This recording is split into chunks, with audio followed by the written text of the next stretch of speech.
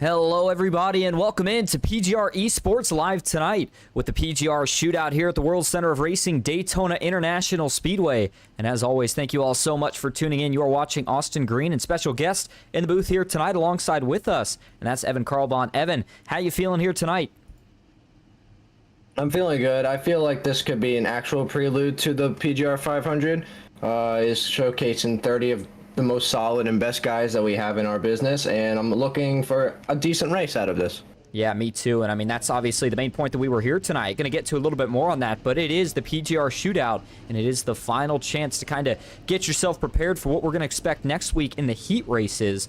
And so with that, let's get right down trackside and get started with tonight's starting grid. Qualifying complete, and the pole sitter here tonight is going to be Ethan Eckert in that number 12 car for Nightmare Esports. Good qualifying effort for him. And again, he will start from that pole position, put down a 49.116. On the outside pole, it'll be John Ward, who we recently learned has left, or rather disbanded, Hyper Motorsports' new manufacturer, and now currently running solo, representing Dega Pros in that 92 machine. Back in row number 2, it's going to be Ken McCullough Jr. alongside Landon Velicki. Series owner Michael Triscaro will start third with Freddie Bosnez to his outside, Landon Velicki back in fourth. We skipped Ken McCullough Jr. in third, but then it'll be Michael Triscaro back in fifth, Freddie Bosnez sixth, with Nick Seipel in seventh, Chase Mistretta eighth, Steve Sizemore in ninth, and Joshua McCullough rounding out your top 10. Starting off in 11th is Michael Menchaca. He tied for 12th with Brian Hennings. We got 13th Aubrey Thompson, and in 14th Josh Giambroni. In 15th we have Jake Greenfield and James Wagner rounding it in 16th. 17th Jonathan Herbert.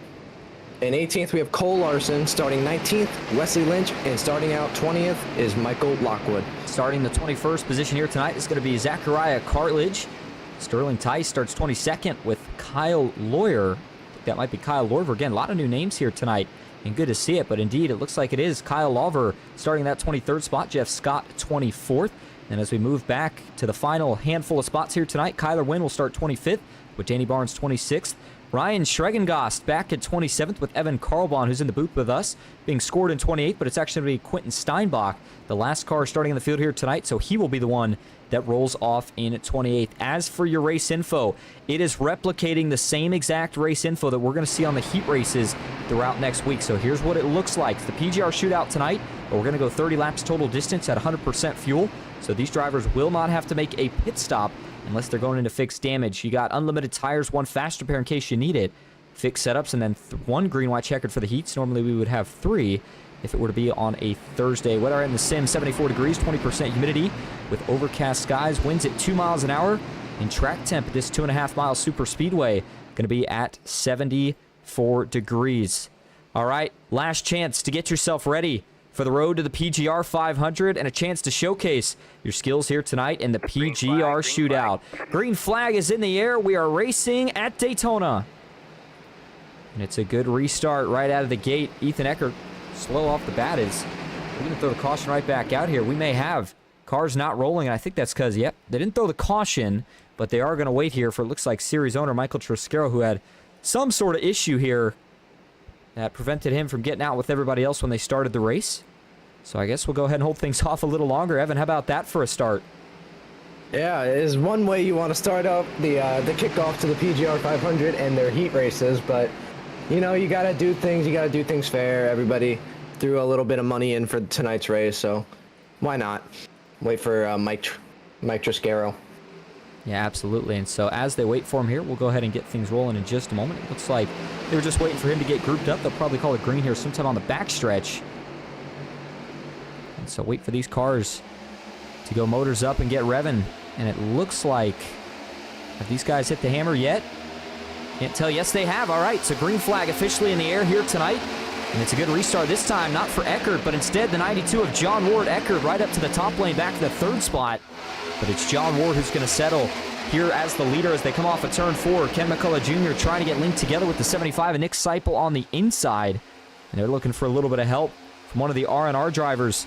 And it looks like that might be the 8 machine. He's trying to figure out Steve Sizemore already being up 3 positions, how he made that happen so quickly. But a nice run here early. 2 laps officially in the books. And up front, still 2x2 with John Ward and Ken McCullough Jr. leading the way.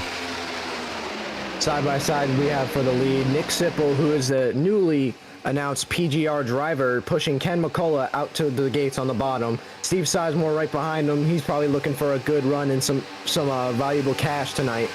But we do have linked up 3 Nightmare drivers. Oh, landed to the wall. Hard hit for Landon Veliky. How many more is he going to collect? A handful or so. The 60's in it. That's Freddie Bosnez. Josh Gammer gets turned up and over. And alongside the safer barrier, looks like that might be the 6 car of Joshua McCullough. He'll finally slide down and land back on all 4 wheels as the rest of the field arrives on scene to try to dodge it. So early trouble here. Just 3 laps in, not even 2 green flag laps complete fully. And trouble strikes for multiple cars. Now you do have that fast pair, so nobody's nights are going to be over right here. But that is a lot of damage on the 6 of Joshua McCullough. He's going to have a hard time just limping that thing back around to the pits. But let's go back, take a look here, see what brings out your first caution of the night. It all started with Landon Veliky, an issue that shot him into the outside wall. And I think for Veliky here, is it going to be some contact? Let's watch. You see he's running up front here with John Ward as they go into the corner, dips down for a little bit of air, gets offset. And I'll be honest, I'm not sure if he was looking to try to split or if it was just trying to cool. If Ward somehow got up the racetrack here, we'll play it slow. I think, I'll tell you what, I think Landon was trying to split. From that view, that's certainly what it looks like. A little bit surprised to see that much aggression from Landon this early if that's what he was going for. But then as you see, it doesn't quite work out. They start to check up a little bit here, and as a result, Eckert's going to get to the back of Veliky, hits him in the right rear, and here goes Veliky into the outside fence. Everybody trying to miss it. Unfortunately, they don't, and once they get stacking up, it's on from there. Jake Greenfield was the first car to get turned, and he collected a bunch of them. I don't think he got too much damage himself, but for Joshua McCullough and others, we saw some really big hits in this one. Yeah, I saw what looked to be 4 Nightmare cars lined up back to back behind John Ward, which would be Landon, Ethan, Freddie, and Chase. And it looks like they were just going to be aggressive at the start and control the rest of the field as they could. But it also seemed like it was just a little bit egregious to like move like that this early in the race. Like, you do have time to make your moves and plan them out. But the good thing for the faster pair, because if there was no faster pair, then we probably might have many people left. Yeah, I completely agree. And watch this right here for Joshua McCullough. Up into the safer barrier he goes, and then once he gets hit out back by Brian Hennings, almost kind of gets wedged. It's a really awkward-looking hit as he almost kind of propels up along the safer barrier, and then right there, see that car get up on its side? It initially goes up over on its roof and then slides back along the safer barrier, rolls down. It's going to do almost a barrel roll before going back on its side. And then sliding down, and boy, man, for a couple of the R&R guys, that was a really, really close call. I think Steve Sizemore escaped being just ahead of it, but then James Wagner, he was able to get through it as well. They had a couple others that were able to just sneak by. This was a really close one for quite a few, including Ryan Schreckengast here. Watch his onboard view. This was a pretty crazy-looking incident, even for the guys that were able to miss it. He's way behind the scene here, and as he arrives, he sees all the smoke, checking up, trying to get on the brakes, and eventually he does, but not without, again, checking up big time. And unfortunately for Freddie Bosnez, one of the unfortunate drivers that was involved in this one. Watch it from his roll bar view. Gets turned after he misses the initial contact, and then see Joshua McCullough go up and over there. Certainly a pretty cool onboard view here for the broadcast. Maybe not so much if you're Freddie Bosnez in that scenario. And so now as we go back live, we'll set up for our first restart here of the night. And it's John Ward still being scored as your leader. Ken McCullough Jr. second. Nick Seipel back in third. Steve Sizemore in fourth. With Michael Menchaca fifth. Aubrey Thompson sixth. Jonathan Herbert seventh. Wesley Lynch eighth. Cole Larson ninth. And Kyle Lawver currently rounding out your top 10.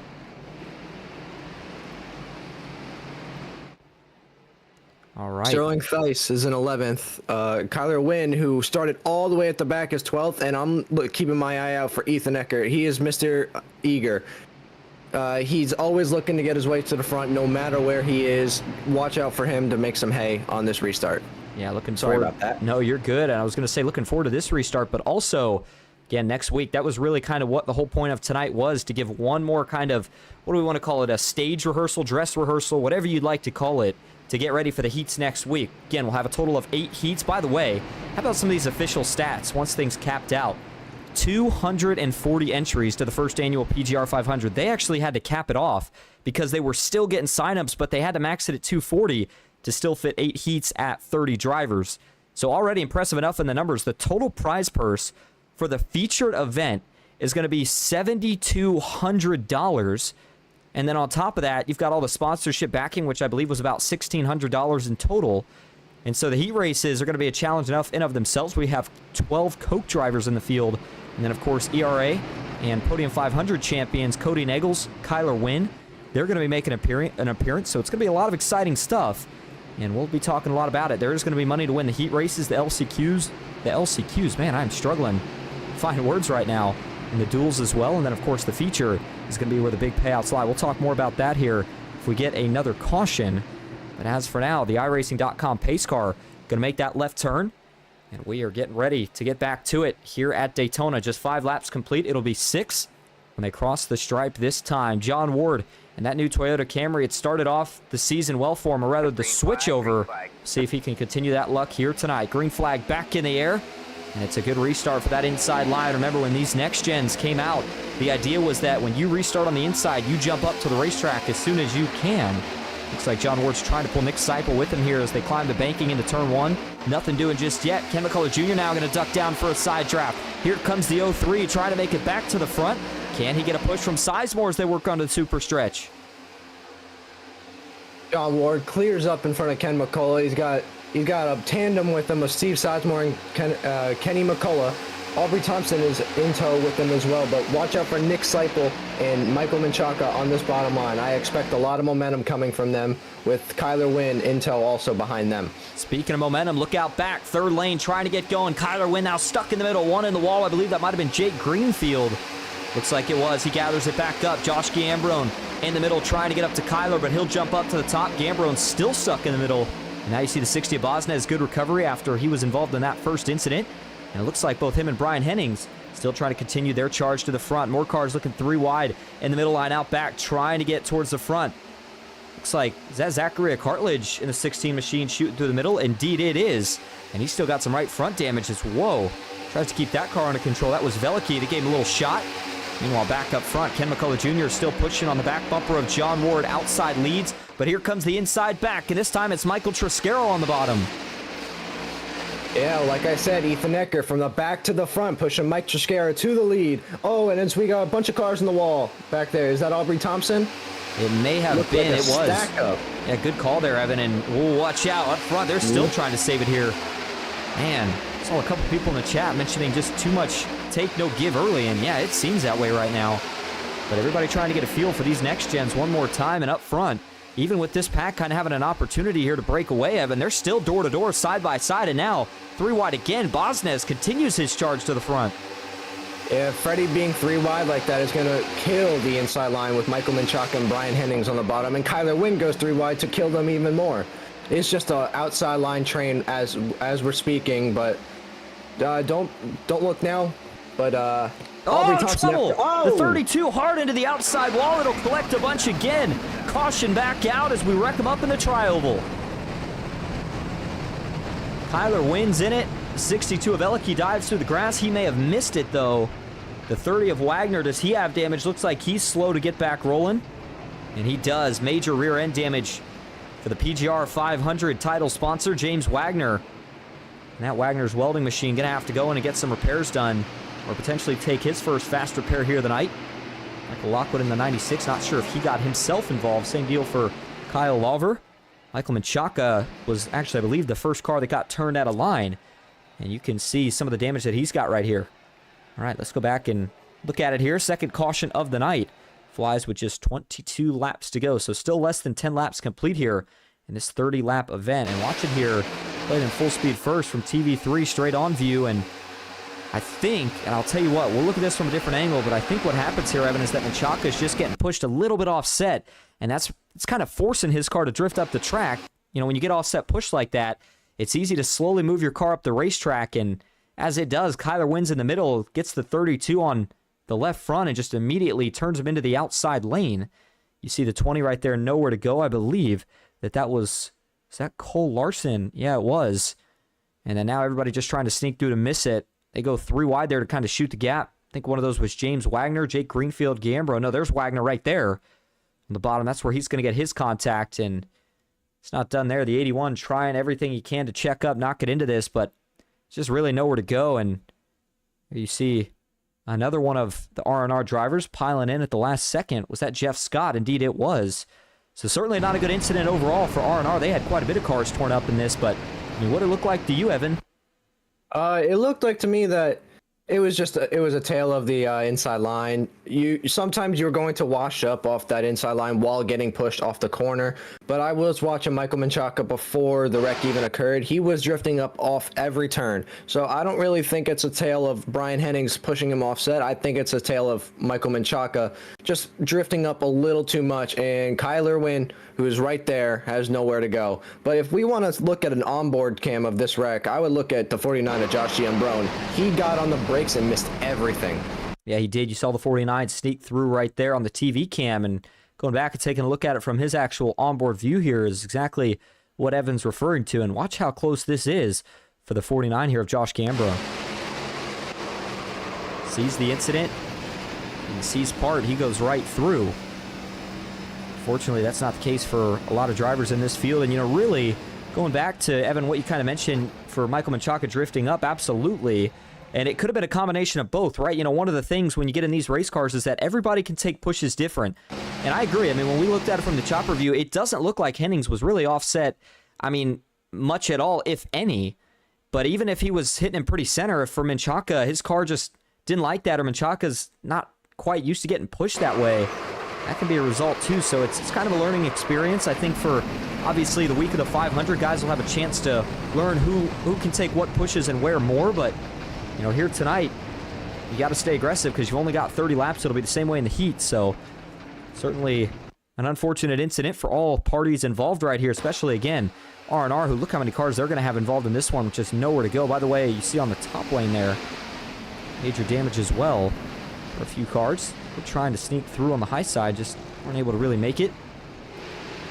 And so with that, we'll go ahead and throw things back live here, as it'll be a restart with under 20 laps to go. Looks like the lights on the pace car did just go off. So it'll be 19 to go when we get the restart. Up front, Michael Trasquero, followed by Ethan Eckert, Nick Seipel, John Ward, and Freddie Bosnez. And I'll tell you what, Evan, I'm really impressed here with Bosnez. I mean, I know that everybody's got a fast repair, but when you get in an incident and you go take that fast repair, you still go to the back of the field. And so for him to get back up to the front this quickly, I mean, it's just really impressive stuff in my opinion. Yeah, I mean, Freddie, he's been one of the highly touted prospects before, and when Nightmare stole him from, I'm sorry, Logan York, your team, you knew it was going to be the most lethal combination of all time, because Freddie, he's one of those guys who is just very eager, he's very technical, and he's also one of those guys that can get up to the front from any part of the track in any car. Freddie is probably one of my favorite drivers to watch in this series, just the way he moves through the field and is so nimble and so quick. Absolutely. Three-time PGR Light Series winner this season as well is Freddie Bosnez. By the way, a little bit more information on what to expect next week for the broadcasting side of things.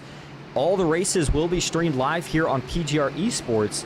We'll kick things off, of course, on Tuesday with the first round of heats. 2 heats on Tuesday. Then we'll have 3 on Wednesday and 3 on Thursday to make up your 8 total heats. We'll take a break on Friday and then be back Saturday for the LCQs earlier on in the day, and then the duels later on in the day. And then, of course, Sunday, 3 p.m. Eastern. Mark it down on your calendar. That will be the start of the first annual PGR 500. Looking forward to it, and all the great drivers that are going to be able to make it. It is going to be a fight. It's going to be a battle. And it is going to be a lot of heartbreak and a lot of righteousness for some drivers. And, man, whoever can hoist that trophy at the end is going to go down in the history books in terms of sim racing. But here we go. Michael Trasquero, can he get a win here tonight? Still looking for his first win on the PGR side of things. It's green flag back in the air, and already a jump up to the top. Trasquero goes back down. I was getting ready to say, I don't know if you can do that before you cross the line. We'll see if race control issues him a penalty on that. Either way, the 75 of Nick Seipel left with no drafting partner right now. He's waiting for the 03 of Ken McCullough Jr. to get to his back bumper. But, I mean, Evan, this has been the theme of the night on these restarts. It is get in that outside line or get left behind. Yeah, that inside line is only going to go further and further back because the 41 moves up, but he has major front end damage. Josh McCullough did happen to drop down, but there's only 2 cars behind him, and they are probably like 4 or 5 car lengths behind them. So the outside is going to roll. There's in the top 5, 3 out of 5 is nightmare. So watch out for them to possibly drop to the middle or the bottom to get connected together. Absolutely. 19, now 18 laps to go here from Daytona International Speedway. Up front, leading the way, still Michael Triscaro, and now we're going to see another car dive out to the bottom. It's John Ward in the 92. He's waiting for a push from Nick Seipel. Oh, man, Seipel got him at a dicey spot right as the outside came down to side draft. And they can side draft as much. Oh, trouble. Back in the back. And that's the 30 of James Wagner. Actually, I think it's the 38, but he's going to collect his teammate. Oh, man. Right at the end of it, that's Jeff Scott, rather. And we talked about he did collect his teammate, the 30 of James Wagner. For Scott, he'll come to a halt here and keep it rolling. Down by the inside safer barrier. And for James Wagner, you wonder just how bad his damage is. I think he's okay. He might have to go in to get a little bit of that grill repaired. But for Jeff Scott, his damage is maybe a little bit more significant there, at least on the left side of that race car on the rear end. That spoiler has been pushed in a little bit, as has the rear bumper.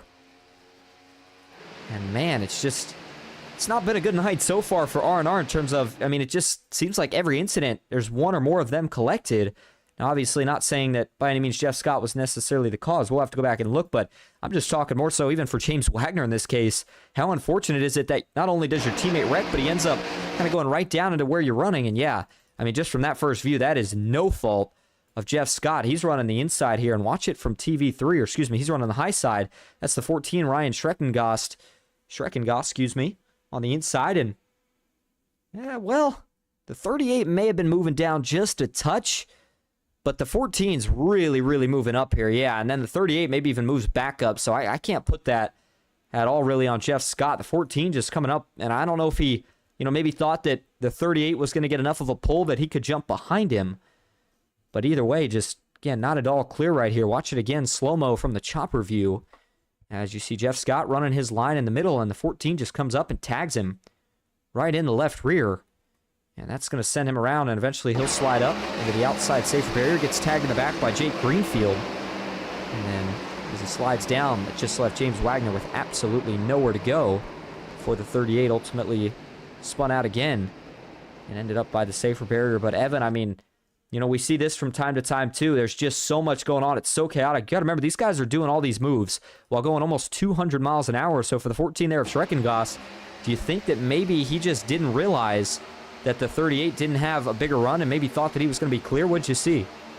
What I saw from my perspective was just a case of not clear. I'm going to assume that the 14 of Ryan Schreckengost, he was going to hop to the outside because that's where all the momentum was, but just didn't realize that Jeff Scott was still his outside, whether he was going to fall behind him or go ahead in front of him.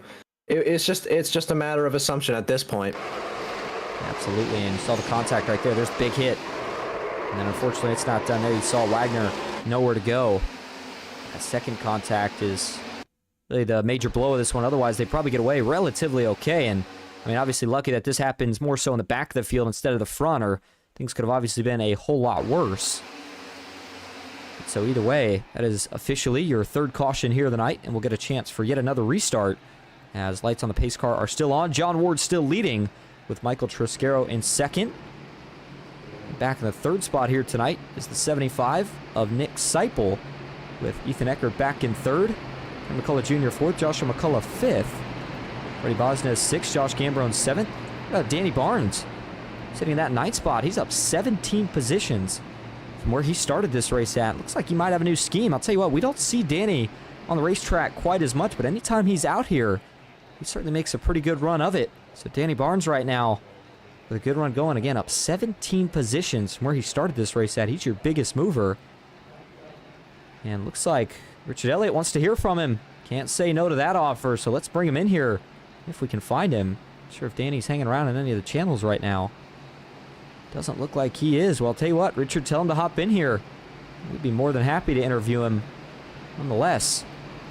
As we continue to look at the rest of your top 10 here, Evan, I mean, I think that John Ward has probably been the favorite so far here tonight. You look at the fact that he, of course, got a win on Thursday, and he's trying to top that off here tonight, and so far he's been in the top three. It's felt like the entire race. Yeah, but also keep an eye out on Nick Sipple. He's been in top 5 most of this race as well. Like I said earlier, he is a new PGR driver, so he's learning under the wings of Mike Davenport, Brian Hennings, and Brock Westmoreland, who have been very, very good in these types of cars and at these types of tracks. Because one thing is for sure, PGR, I love those guys. Great team to learn under.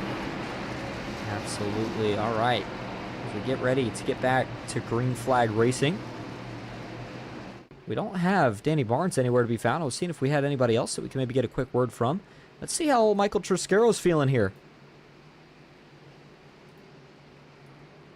Hey, Michael, this is Austin and Evan up in the booth. You got a copy? That I do. How's it going, guys? Good. Well, you find yourself on the front row. How have you felt so far, and what are you trying to learn here the rest of the way? Yeah, I'm just trying to learn. I mean, I'm still not very used to this car, but we've ran it in the light series a couple times on Monday nights, and unfortunately, I had that little misshift that kind of cost me going for a win one of those weeks. But just trying to just get to the end here and stay clean. Not really concerned about taking first or whatever position, but just want to get to the end and keep logging laps, getting pushed and pushing people, and making sure I follow the right lines and the runs, and I'm in the right spots. This car is kind of all about being in the right spot on the track, so just trying to, like I said, keep learning it more and get ready for next week. Absolutely. And hey, Devin's in the chat. He said make sure that you stop breaking your own rules the rest of the way. Nonetheless, Michael, we appreciate you talking to us. Good luck the rest of the way. All right, thank you, guys. All right, there you go. We'll move Michael Triscaro back down. So it looks like he might be working with some of the Nightmare Boys here tonight as pace car will pull off. And here we go. Green flag back in the air. It'll be 14 laps to go here at the World Center of Racing. And it's a good start so far. 13 laps to go, 14 to go. And right out of the gate, John Ward gets a phenomenal jump. It might be enough to clear Triscaro, but he's going to have to take it. Not quite yet. Nick Seipel wasn't able to get tandemed onto his rear bumper. Ward's clear, but he's not going to make the move. Here comes Michael Triscaro getting pushed by Ethan Eckert. And this could be a drag race down the super stretch. Who's going to get the advantage? Nightmare lined up behind Michael Triscaro. 2, 4, 6, 8. And then you got Kyler Wynn right behind. Oh, Kenny McCullough drops up to break up some of the Nightmare guys up there with Mike Triscaro. But we got Kyler Wynn, who is about 6th on the top. Watch out for him to be the ruiner of this party. Yeah, I would have to agree. And I'm telling you what, I'm looking back here, and we're starting to see some separations of packs right here. And, you wonder how long this can last and how long this will go for, but it's still something to keep in mind that all the way back to about just a couple spots in front of James Wagner. Yeah, Jonathan Herbert, Cole Larson, and even Wesley Lynch. The last car is hanging around in this lead pack at the moment. And so, again, we'll see if that second group can catch up, but if not, and you start to wonder if maybe these front guys can keep it clean for a little bit and battle it amongst themselves at the end. Either way, good run going right now for everybody inside the lead pack, including your top 3. John Ward, Michael Triscaro, and Ethan Eckert. Seipel, though, on the bottom. First time getting pushed, and he looks a little uncomfortable right here, Evan. They're trying to get him sorted out here so he can go to the front. Yeah, it looked like just a little bit of an offset push or a checkup from Josh McCullough, who almost turned Nick Sipple up into the wall. And that would have been very, very bad and very, very... Oh, Kenny McCullough drops down right in front of Nick Sipple. And McCullough Jr. jumping down. That may actually work out pretty well for this inside line. They need somebody new to lead it, to try to go to the front. You see Ethan Eckert dropping down for that big side draft. John Ward won't follow, though. And you wonder, can this inside continue to go enough towards the front to try to get clear? Man, that's another big move. Kyler went off the racetrack. He'll jump back up just behind Joshua McCullough. And how about up front? The push from Nick Seipel almost was able to get Ken McCullough Jr. through 3 and 4. Yeah, Nick Sipple is going to get Ken McCullough clear, and he's going to get a push now from the Ken McCullough disciple. Oh, we have a caution. Trouble. Was it in the second pack? What in the world happened here? Jeff Scott. Kyle Lawver and Jeff Scott have crashed.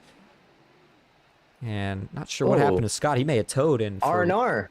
Yeah, R&R again. Teammates again.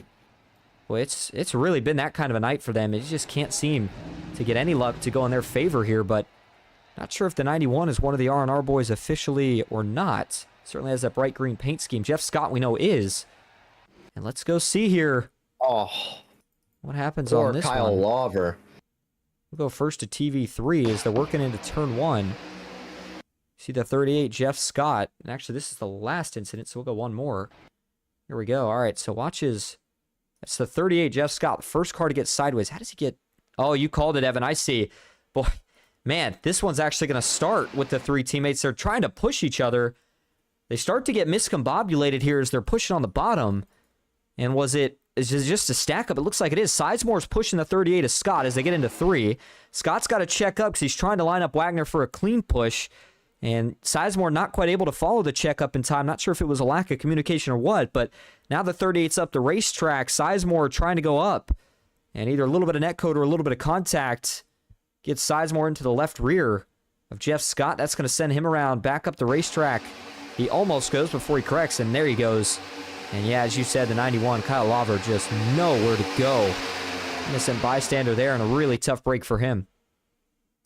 Yeah, it was just a checkup gone wrong. All 3 R&R boys, they're trying to make up ground as they can with the main pack being very far in front of them. But it just goes to show that if somebody is checking up like that, you have to give. Something has to give because these cars have such big runs and they're just a funky car. They're just a funky car.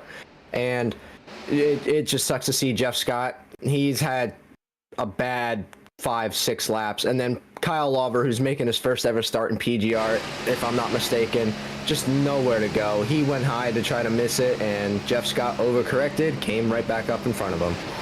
Yeah, a very, very tough break indeed, and you saw the onboard view. Boy, that completely ripped the rear bumper off of the 38's car.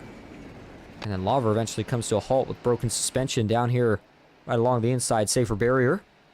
So with that, we'll bring things back live now. Up front, your top 5, Ken McCullough Jr., John Ward, with Nick Seipel in 3rd, Joshua McCullough 4th, and Michael Triscaro rounding out your top 5. Well, how about it? $10 super chat from Richard Elliott, and says, I'll donate anyways, even though you can't find Danny. And, well, we're still looking for him, Richard, again.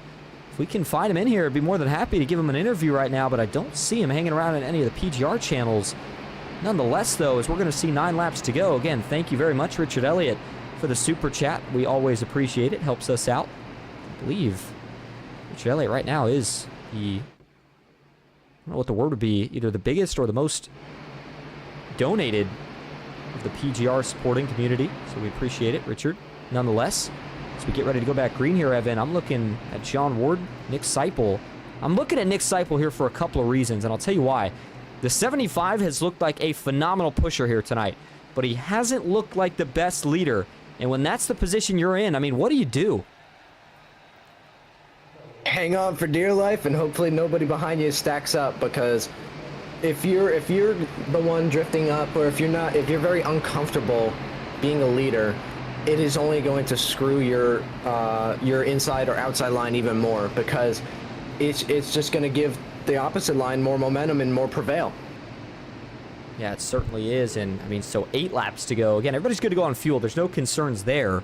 It's more so going to be interesting to see how guys try to set this up in terms of what moves you make. And if you're further back, I think you got to get aggressive and try to get in this 3rd lane probably pretty quickly here. But we'll just have to wait and see. By the way, continuing the announcements for what to expect next week. A couple other things regarding the broadcasting side of things. We mentioned all the races will be on PGR. However, for all the heats, it'll be 2 commentators. Either myself or Dawson will be the producer/commentator. So you'll see our similar SDK overlays as you see here tonight. And then with that in mind, there'll be a couple things that we're going to try to make sure we don't have hiccups with. I think everything should be working. Had set everything up this week. Didn't have any issues. And so looking forward to that. LCQs and duels on Saturday. We will add in driver cams. And it will also still be either Dawson and I, or Matt and Dawson, or Matt and myself. A mixture of any of those 2. And that's how we'll do it for the LCQ and the duels. And then the feature, we're going to have driver cams and broadcaster cams. So you'll get to see the boys in the booth in their fancy collared shirts. And then Christian Hill, former Podium 500 producer, will be producing that event. He's setting up the overlay for that as well. So that will, again, not be our SDK overlays that we've designed, but one that the producer has designed for us. So looking forward to all of that. Evan, I know you're going to be racing in it. How are you feeling about the 500 coming up? I'm a little nervous, but I'm a little confident because I have heat 1, so I have to set the tone for all the other guys in each heat. But I'm so excited. I've been waiting. I'm still itching for it Tuesday to happen, but I have a more important PGR Light Championship to be fighting for on Monday night, so I'm looking forward to that more. Yeah, absolutely. Here we go. 8 laps to go from the World Center of Racing. Green flag back in the air at Daytona, and it's a good restart for the 03 of Ken McCullough Jr. He'll quickly jump right up to the top of the racetrack. Kyler Wynn tries to split McCullough. Oh, he's going to get turned. Kyler's wrecking. Whoa, can Kyler hold on to it here? The 82's trying to save it. He does, but you got to assume he probably got some significant damage from that right front contact. It looked like he tried to split Joshua McCullough, and McCullough was having none of it. And then as he tried to sort it out and get back in line, the trouble seemed to spur from there. Watch it again here. One more time from the blimp cam. Watch that 82 machine of Kyler Wynn here on the outside as they gear up for the restart zone. He gets a pretty good restart, gets a little draft off of Joshua McCullough, and as soon as he gets to him, just immediately jumps to the outside. Josh starts to work up, and again, just not really having any of it. And Brian Hennings trying to let Kyler back down. Just unfortunately gets into him. Nothing Brian did wrong there, just part of the stack up is the point I'm trying to make. But either way, they both sorted it out. They're still good to go. And now we have just 7 laps to go. A couple drivers now going to dip down to the bottom, make it 3. As the 12 of Eckert's waiting for a push. Yeah, you're right, Evan. All nightmare cars, at least for the first 3 in line. And then here comes Kyler Wynn and Michael Triscaro to add on. Yeah, Kyler Wynn, I don't know how he's keeping all his momentum and speed going with that right side damage. That's got to be affecting him in the slightest, at least a little bit. You got Sterling Theis that just dropped down to the bottom. Chase Mastretta goes to the top, takes command, brings Freddie and Ethan with him. I mean, that was absolutely textbook teamwork right there from the 3 cars leading the inside. And, well, Kyler, that's a big block on a guy that I don't know if you want to keep doing that on. Mastretta. Yeah, 4 wide going. It's not going to work. They're pinching. They're in the wall. Oh, my goodness. They're still 4 wide. They got to figure this out here, Evan. They're about to wreck up. And watch out. The 41 still trying to figure it out. There it is. The 41 back up the racetrack. The big one strikes. Chase is in the wall. Chase is wrecking. More trouble up front. The 03 of Ken McCullough Jr. involved. The 6 of Joshua McCullough. The 15s around Aubrey Thompson, Chase Mastretta. I mean, this is a mess.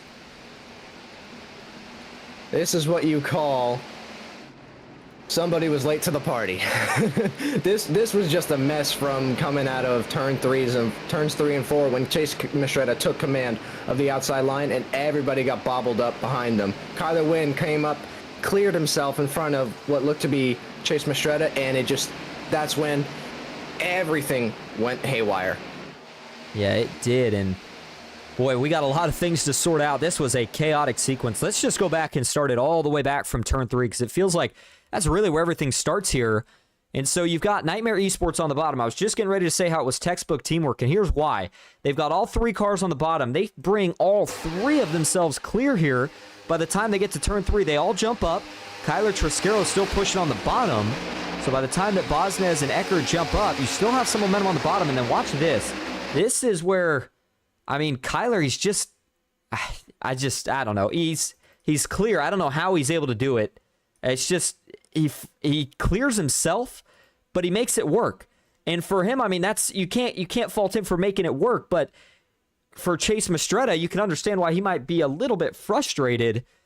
But either way, I mean, for Kyler, again, he makes it work. Watch this. Slides up. I mean, there's some contact, but he holds on to it.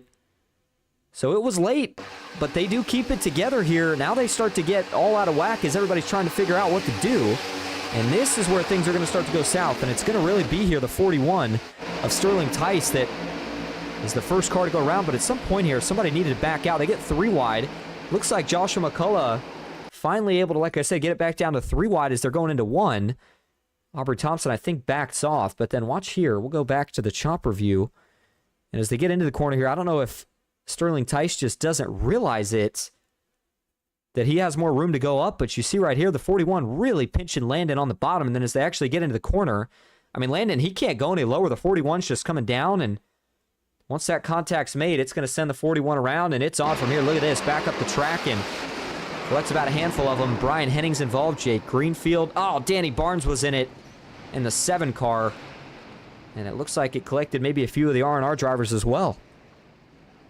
Yeah, and as we go up to Chase Mastretta getting turned, going later into turn 2, it's just a product of a bad push or a stack up, looks like. Or no, Kyler Wynn was sideways, and it just checked up everybody. John Ward had nowhere to go. Chase Mastretta collects Kenny McCullough, and Kenny McCullough collects his own son, Josh McCullough. But Aubrey Thompson avoiding that with a sick drift and keeps it off the wall. What a mess we have here, Austin. Yeah, absolutely. And I know what some people might be thinking here, that it's payback from Chase Mastretta, but if you watch it from the onboard view, I don't think that's what he was trying to do. I think that he was genuinely trying to follow Kyler right here. I agree that he probably wasn't happy, and he was probably okay with giving him a pretty good slam in the rear bumper right here, but I don't think he was trying to wreck him. I think he was trying to push, but the problem was Kyler either checks up or has to make the move to the inside, and Mastretta tries to follow that move so quickly that he just can't quite line him up right, gets him a little bit offset, and that offset push just starts the checkup that gets out back to right around John Ward, who ultimately hooks Mastretta, but again, nothing Ward could do. And then Ken McCullough Jr., big hit, collects his teammate, and on from there. Look at the impact for Ken McCullough Jr. You saw it just rip that 03 apart. The 32 of Menchaca, for the most part there, looked like he was able to relatively miss it. Watch again from the Blimp King. You see the 41 go around there in the background, and then Ken McCullough Jr., bam! Heavy nose contact, and then trouble out back. But for Danny Barnes here, talked about him getting involved with really not much else of anywhere to go. Watch it here again. We'll give you one more TV view, and then I want to go to a couple onboard shots.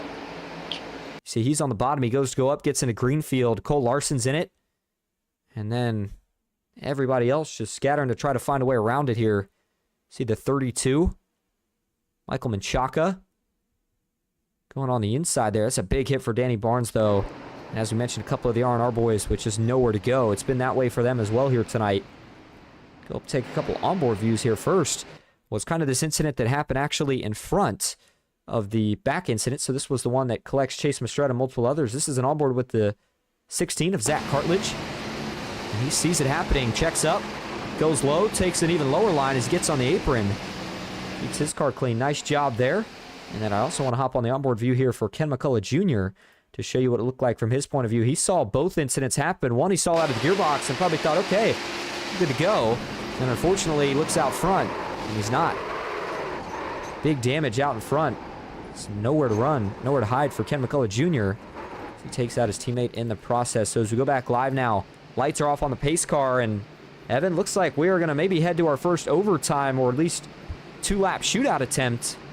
And only fitting that the PGR shootout is going to end in a shootout right here at the end.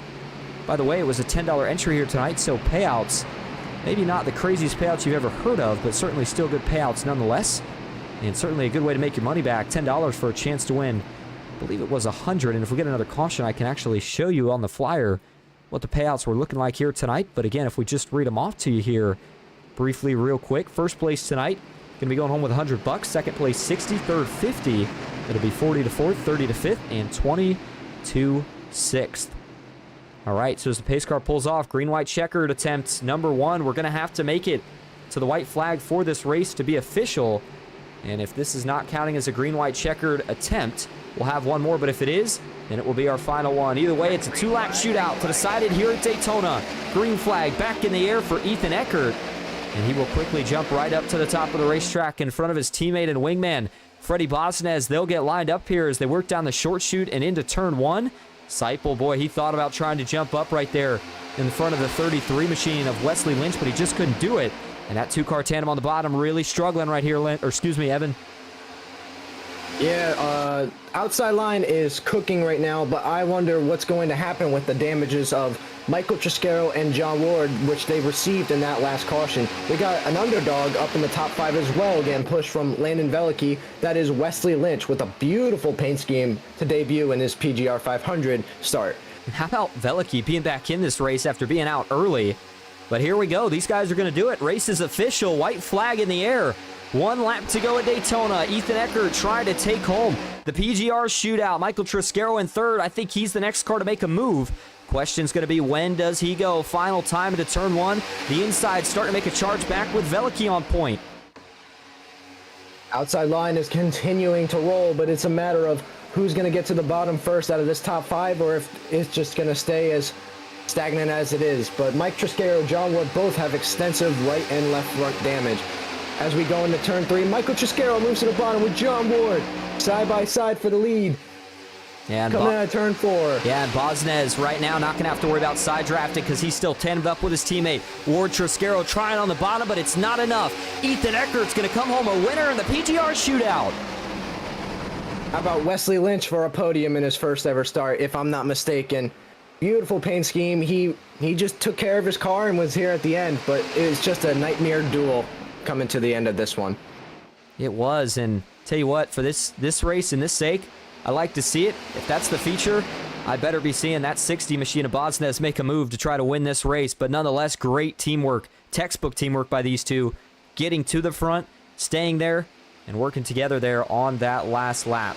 Man, tell you what, you said it for Wesley Lynch. That is a huge piece of momentum here going into the 500 week. But let's go back and look at this finish here as 12 of Ethan Eckert's going to bring it around to burn it down and celebrate.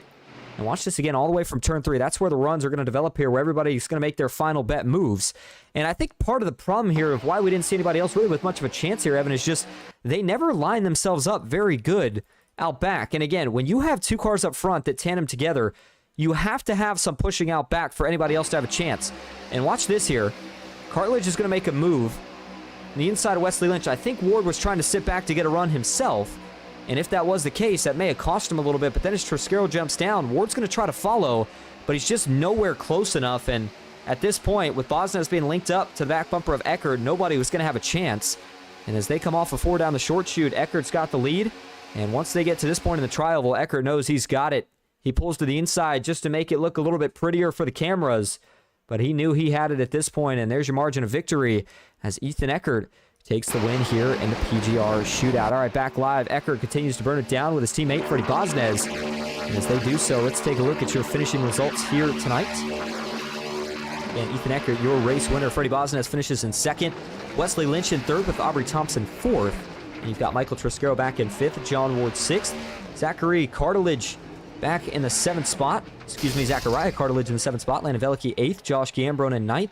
And Kyler Wynn rounding out your top 10. Ken McCullough Jr. finishes 11th. It's Nick Seipel in 12th. With Michael Lockwood in 13th. Brian Hennings 14th. Chase Mistretta back in 15th. And then you've got Jonathan Herbert in 15th. Jonathan Herbert 16th. Danny Barnes back in 17th. And rounding out the top 20 here tonight, you've got Joshua McCullough back in 18th. James Wagner in 19th. And Michael Menchaca in 20th. Ryan Schreckengoss finishes 21st. Sterling Tice 22nd.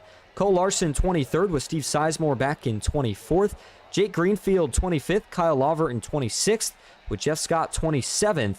And looks like he's going to round out your field here tonight. All right, we're going to go see. I know we didn't initially have it planned, but we're going to go see if we can bring your top 3 in here for interviews, including your race winner, Ethan Eckert. So stick with us. We'll be right back here at Daytona.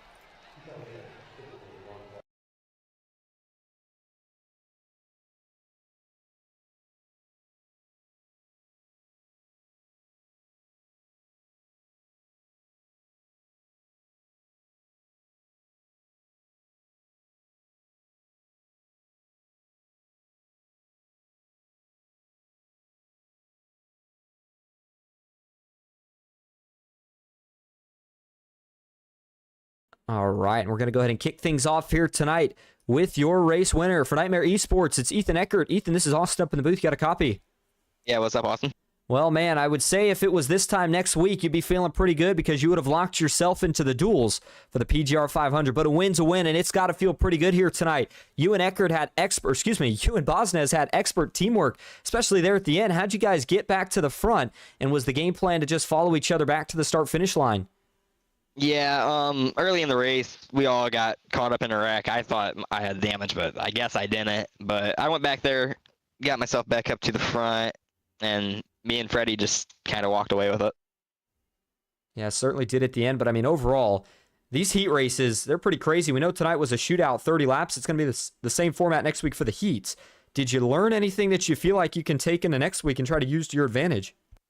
I mean, to be completely honest, if I didn't have Freddie with me and my other teammates, I would have had the races a lot different, I think. And that's how I'm going to have to race my heat, because I don't really have people I'm used to working with other than Jackson, Baez, and you in there. And it's just going to be a lot different. But if you have your teammates in your heat, then you should be able to race it the same as what you would normally race. Absolutely. Well, we appreciate the insight. And again, congrats on the win, Ethan. So before we let you head out here tonight, is there anyone you want to thank or shout out?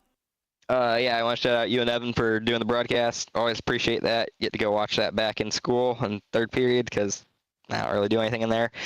Big shout out to Mike for putting all this on, and Baker too. And then my Nightmare teammates Freddie, Josh and Brony, Landon, and Chase.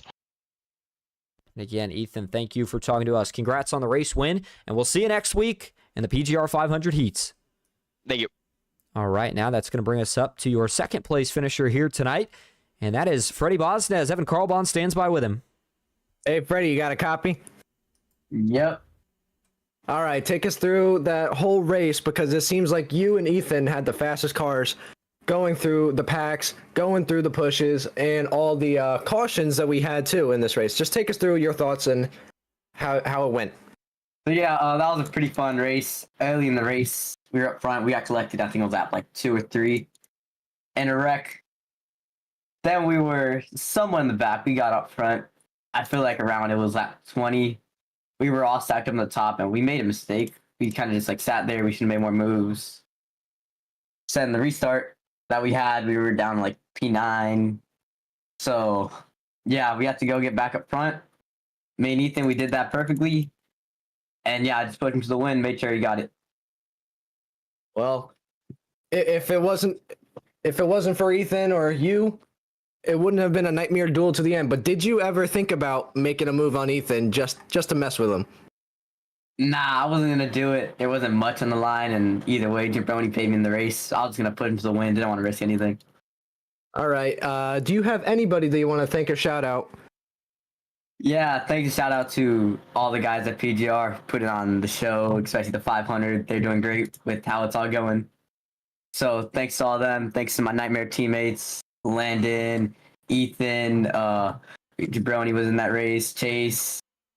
Shout out to Cody, he just got engaged. So congrats on that. Thanks to Baker for making my paint. It's really nice, so thanks to him. And yeah, that's it. All right. Well, if this means anything towards your PGR 500 heat and all the momentum that we have going, I hope it's all the best for you, brother. And congratulations, Cody. All right, and that'll go ahead and move us now to your third place finisher here tonight, and that is Wesley Lynch. Wesley, this is Austin up in the booth. You got a copy? Yeah, buddy, I got you. Well, you finished third here tonight, man. Is first of all, I believe, correct me if I'm wrong, I believe that's your first PGR podium, and what a way to do it. I mean, you finish right at the end there with a lot of chaos happening around you. What was going through your head that last lap? How were you trying to set up a move to see if you could go for the win? I didn't really know, man. I just really kind of wanted to stick with the front pack to see how it would end out playing, but I kind of drew some right cars right there in the last few laps and was able to set something up to be able to hang out with the top 4 guys, and they started making some moves, and it kind of worked out to benefit myself. Yeah, absolutely. And man, we know tonight was kind of a set the stage type of race here for what we're going to expect next week in the heats. So how do you go prepare for that, especially if you're one of the guys that has to work without any teammates? Well, this kind of definitely gets the goosebumps out. This will be my first PGR experience for the 500, so being able to jump in tonight kind of get some of that weight off my shoulders, but seeing what kind of level of competition that everybody's going to compete at, it kind of sets that bar pretty high for the heats to get into the next level. So we'll see how it plays out. Absolutely. And Wesley, we appreciate you talking to us. So before we let you head out, is there anyone you want to thank or shout out? Yeah, man, I'd like to give a shout out to you guys for putting this on, the broadcast, the guys over at Street Limit Racing, along with my BDRM brothers and a few folks that might have tuned in tonight to watch the show. But that's about it. Appreciate you, man. And we appreciate you talking to us. Again, Wesley, congrats on that third place finish, and we'll see you next week in the heats. Yeah, man. All right, well, that is going to just about wrap up our coverage here tonight. Again, it goes to Ethan Eckert in the PGR Shootout here tonight from Daytona International Speedway. What a great race it was, and a great setup for what to expect next week. We will be releasing the broadcast links for all the events next week here tonight, so make sure you check those out, share them with friends, family, and anybody else that you think might be interested in watching. as for that, I think that's about it. I mean, Evan, you got anything else you want to add before we wrap it up here tonight? Check out Monday night. Myself and Austin, your booth, are fighting for a championship and $500 on the line. So Monday night, you got Landon Velke and Matt Baker in the booth.